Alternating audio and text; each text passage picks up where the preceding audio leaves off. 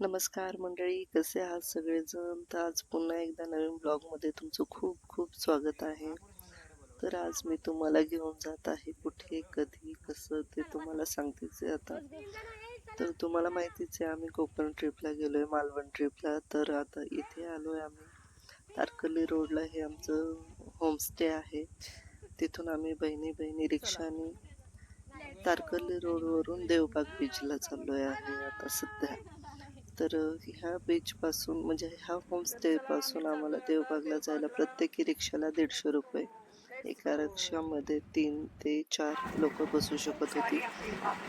तर हा आहे देवबागचा रस्ता आणि ह्या दोन मुली माझ्या बहिणीच्या आणि मी असं आम्ही तिघी जण एका रिक्षामध्ये होतो. तर मग हा देवबागचा बीच आहे, जाताना पण खूप सुंदर आहे.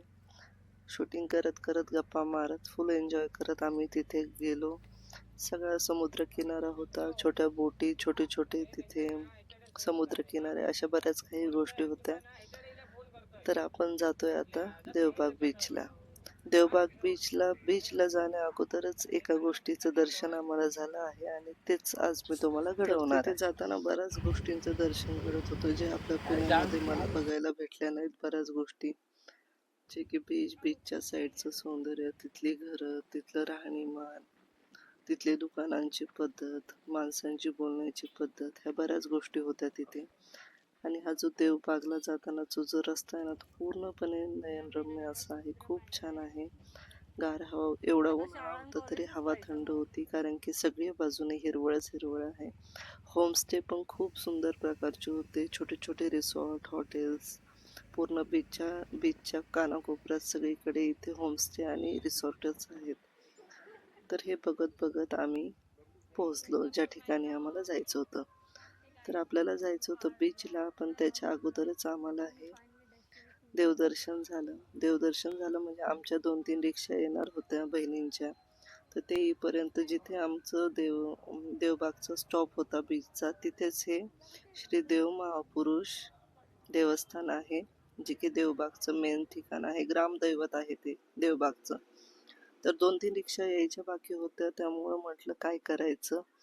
तर छान देवाचं मंदिर दिसलं आणि मग आम्ही इथे सगळ्याजणी गेलो. सगळ्याजणी म्हणजे फक्त आम्ही तिघीजणी, कारण की सगळ्यात आधी आम्ही तिघीच आलो होतो. तर इथे आतमध्ये गेल्यानंतर खूपच शांत आणि पॉझिटिव्ह फील आला. खरंच मन खूप शांत झालं, कारण की जास्त काही गर्दी नव्हती, शांतता होती. सकाळीच लवकरच आम्ही 10:30-11लाच इथे गेलो होतो. तर सांगायचा विषय असा की या देवाविषयी थोडीशी माहिती मला तिथे गेल्यानंतर कळली, तीच तुमच्याशी शेअर करते मी.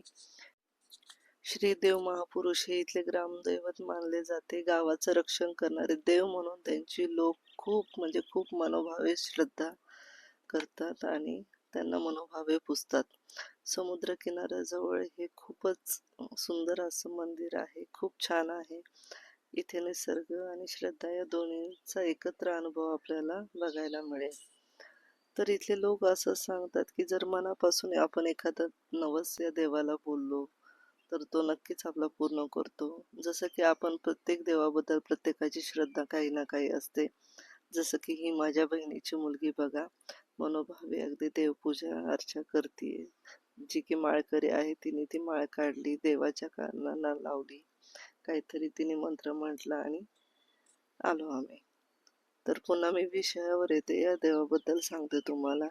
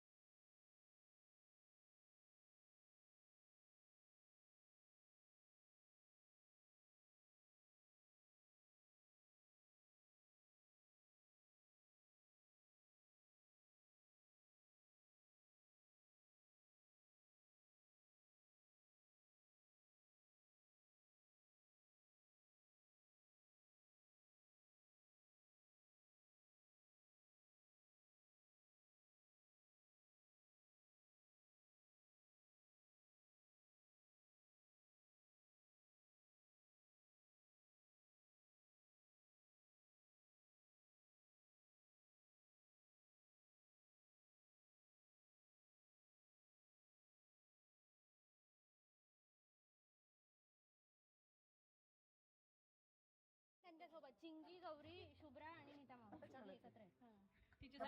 चला तो माणूस बोट काढून त्याला पुढे जायचं. होल मधून टिकली दिसते म्हणून. आपले हे आपले काय नसेल पिशवी. सॉरी. आणि इथं कॅप पाण्याची बाटली टाकायची. ह्या गोल कॅप कितीला? हॅलो काय ना गेला तुझी आईशी टोपी अहो आम्ही भरपूर घेत असेल तर कितीला द्यायला? असा झाला काय हा कोण तुझी? बस बस खूप झालो आवडीसारखं आणि हे वरचे शर्ट कितीला आहेत? हे वाले हे कॉम्बो आहे तो 300 ला. आपण येताना येताना थांब चला चला चला आता हे तुझे डिलिव्हर करायचे ना घेऊन जायचं आहे ते आता घेऊ नको हा बोटवाला थांबलाय बरोबर. कमिंग कमिंग लपू नका. आपल्याला कोण अरे माझ्या बोल मावशी वे टू बी असं बोलत.